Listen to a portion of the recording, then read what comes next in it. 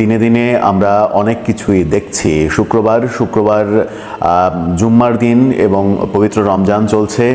এই সুযোগকে কাজে লাগিয়ে নিষিদ্ধ ঘোষিত হিজবুত তাহরির আজকে রাজধানীতে ব্যাপক শোডাউন করলো।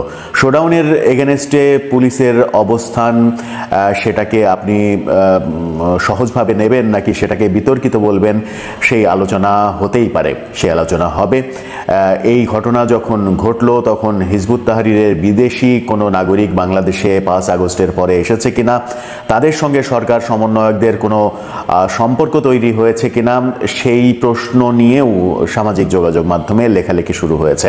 সেই আলোচনা তো করবই, সাথে আলোচনা করব ঢাকা বিশ্ববিদ্যালয়ের একজন ছাত্রীর শ্লীলতাহানি, টিজিং, সেই ঘটনাকে কেন্দ্র করে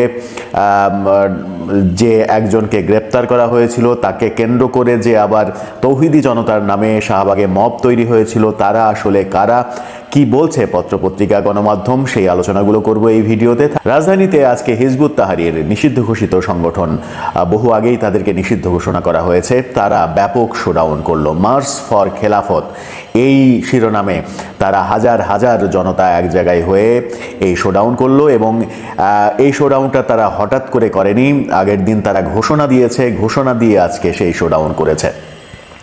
ধরে নেওয়া যাক যে এই শোডাউনটা সম্প্রতি নিষিদ্ধ ঘোষিত ছাত্রলীগ করেছে, আগের দিন তারা ঘোষণা দিয়েছে এবং আজকে শোডাউন করেছে। তাহলে কি রাজধানীতে একটি মিছিলের শব্দও শোনা যেত? মিছিলের একটি সুরও কি দেওয়ার মতো সুযোগ দিত পুলিশ কিংবা আইন শৃঙ্খলা বাহিনী? দিত না। শুধুমাত্র পুলিশ আইন শৃঙ্খলা বাহিনী নয়, ছাত্র জনতার নামে সমন্বয়করা রাজপথ দখল করত, তারা তাদেরকে মাঠে নামতে দিত না, পুলিশ অ্যাগ্রেসিভ হতো, সেনাবাহিনী ঘিরে রাখত, সরকার নানা ধরনের হাম্বিতাম্বি করত।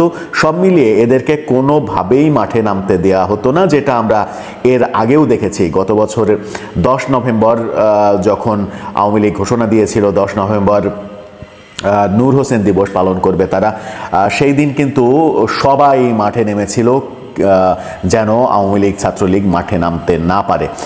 আওয়ামী লীগের বেলায় এটা করা কতটা উচিত হয়েছে সেটা ভিন্ন আলাপ, কিন্তু ছাত্রলীগ যেহেতু নিষিদ্ধ হয়েছে, ছাত্রলীগ হলে তাদের যে অস্তিত্ব রাখা হতো না, সেটা একেবারে দিনের আলোর মতো সত্য।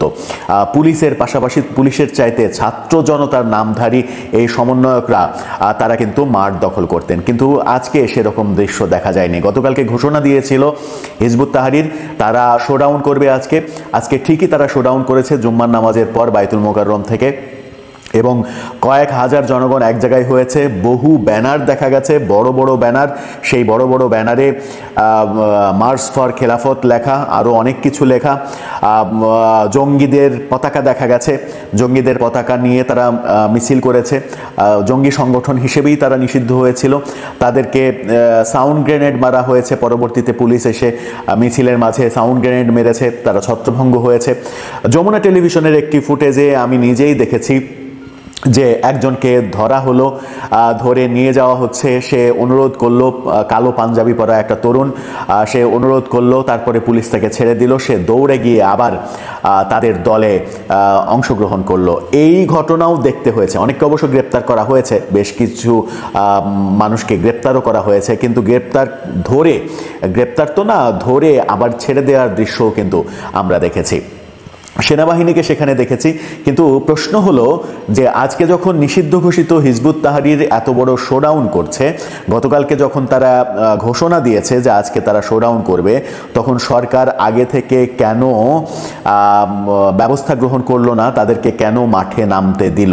নিষিদ্ধ ঘোষিত সংগঠন হিজবুত তাহরিরের বিভিন্ন কার্যক্রম আমরা 5 আগস্টের পরে নানাভাবে দেখছি, তারা সক্রিয় হওয়ার চেষ্টা করছে। এমন অভিযোগও সামাজিক যোগাযোগ মাধ্যমে এই ঘটনার পরে দেখা যাচ্ছে যে যুক্তরাজ্য ভিত্তিক নিষিদ্ধ ঘোষিত সংগঠন হিজবুত তাহরির শাখার যুক্তরাজ্য শাখার প্রধান দেলোয়ার হোসেন, যিনি দিল্লি হোসেন নামে সামাজিক যোগাযোগ মাধ্যমে কন্টেন্ট তৈরি করেন, সেই ব্যক্তি বাংলাদেশে এসেছেন এবং বাংলাদেশে এসে বাংলাদেশের বিভিন্ন গুরুত্বপূর্ণ মানুষের সঙ্গে ছবি তুলেছেন, সেরকম ছবিও দেখা গেছে। সমন্বয়কদের সঙ্গে হাসনাত, সার্জিস, তাদের সঙ্গে যেমন ছবি রয়েছে, তেমনি প্রধান উপদেষ্টার প্রেস সচিব শফিকুল ইসলামের সঙ্গেও ছবি দেখা গেছে, জামাতের আমিরের সঙ্গেও ছবি দেখা গেছে। এরকম লেখালেখিও সামাজিক যোগাযোগ মাধ্যমে দেখা যাচ্ছে যে যুক্তরাজ্য থেকে এই দিল্লি হোসেন বাংলাদেশে এসে হিজবুত তাহরিরকে সংগঠিত করার চেষ্টা করছে এবং সেই কাজটা সে যে করতে পেরেছে তার শোডাউন আজকে দেখা গেল। এই ঘটনা যেটা আগেও বললাম যে এই ঘটনা যদি ছাত্রলীগ ঘটাতো, আগের দিন ঘোষণা দিয়ে আজকে যদি মাঠে নামার চেষ্টা করা হতো, তাহলে আজকে ঢাকার অবস্থা কি হতো? তাহলে লাঠি সোটা বাঁশ নিয়ে ছাত্র জনতার নামে হাজার হাজার এই হাসনাত সার্জিসের ফেসবুক পোস্ট দেখা যেত, তাদের কোনো পদক্ষেপ দেখা গেল না, উপদেষ্টাদের কোনো পদক্ষেপ দেখা গেল না। এত বড় ঘটনা ঘটলো, হাসনাত সার্জিসদের কোনো পদক্ষেপ নেই, তারা মাঠে নেই, তারা মাঠে আসেনি। কিন্তু ছাত্রলীগ যদি নামতো তাহলে নিশ্চয়ই ঘটনার ব্যতিক্রম হতো, ঠিক উল্টোটা ঘটতো, তারা মাঠে নামতো। যদি নিষিদ্ধ ঘোষিত সংগঠনের ক্ষেত্রে দুই ক্ষেত্রেই একই না হয়, দুইজনের ক্ষেত্রে যদি বিপরীত মেরুর ঘটনা ঘটে, তাহলে বুঝতে হবে যে এখানে যেখানে ঘটনাটা ঘটানো হচ্ছে না, যেখানে স্বতঃস্ফূর্তভাবে অংশগ্রহণ দেখা যাচ্ছে না, সেখানে হয়তো মৌন সমর্থন হলেও রয়েছে। আদৌ কি তাই? সেই প্রশ্ন কিন্তু জাগবে যদি সরকার এবং নতুন যে রাজনৈতিক দল বাংলাদেশ নাগরিক পার্টি তৈরি হয়েছে তারা যদি চুপ থাকে, তারা নিষিদ্ধ ঘোষিত হিজবুত তাহরিরের ব্যাপারে যদি সোচ্চার না হয়, সরব না হয়, তাহলে প্রশ্ন উঠবে তাদের সঙ্গে এদের কোনো যোগ সাজশ সত্যিই রয়েছে কিনা।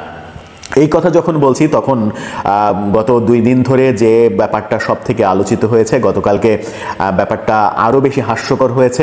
ঢাকা বিশ্ববিদ্যালয়ের একজন ছাত্রীকে ইপটিজিং করার অপরাধে ঢাকা বিশ্ববিদ্যালয়ের কেন্দ্রীয় গ্রন্থাগারের একজন কর্মচারীকে গ্রেপ্তার করা হয়েছিল। শাহবাগ থানায় তৌহিদি জনতার নামে এক দল সারা রাত সেখানে অবস্থান করে সকালে কোর্ট থেকে জামিন নিয়ে এসে থানা থেকে ছাড়িয়ে নিয়ে গেছে, সেরকম ঘটনা। তারপরে তার গলায় মালা দেওয়া হয়েছে, হাতে কোরআন শরীফ ধরিয়ে দেওয়া হয়েছে, মাথায় পাগড়ি পরিয়ে দেওয়া হয়েছে, তাকে একেবারে হুজুর বানিয়ে দেওয়া হয়েছে। এই ছেলেটি আসলে কে? ফেসবুকে একজন সচেতন নাগরিক গণমাধ্যম কর্মী ফেসবুকে লিখেছেন যে আমি তার ফেসবুক ওয়াল, এই ছেলেটির ফেসবুক ওয়াল ঘুরে দেখেছি।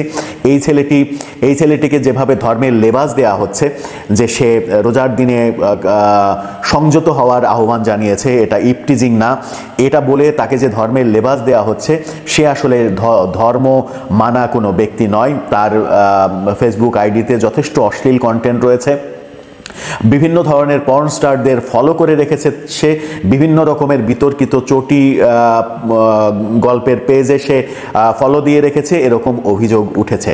তো এই যখন আজকে এটিএন নিউজ বলছে তৌহিদি জনতার নামে শাহবাগে যারা জড়ো হয়েছিল তাদের নেতৃত্ব দিয়েছে যে 2 জন, সেই 2 জন এর আগে একাধিকবার র্যাব এবং পুলিশের হাতে নিষিদ্ধ ঘোষিত সংগঠনে জড়িত থাকার অপরাধে গ্রেপ্তার হয়েছিলেন এবং তারা সামাজিক যোগাযোগ মাধ্যমে বিভিন্ন রকমের রোগে কন্টেন্ট, খুন করা হবে, কতল করা হবে, এরকম কন্টেন্ট ছেড়ে প্রকাশ্যে মৃত্যু পরোয়ানা জারি করার কন্টেন্ট ছাড়তে অভ্যস্ত।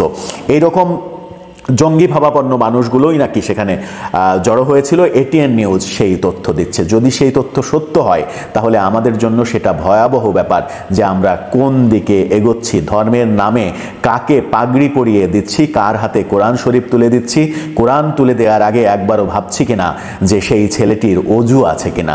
ধর্মের নামে আমরা অনেকেই অধর্ম যে করছি আমাদের সমাজে অবলীলায়, সেটা আজকে নানাভাবে লেখালেখি হচ্ছে সামাজিক যোগাযোগ মাধ্যমে।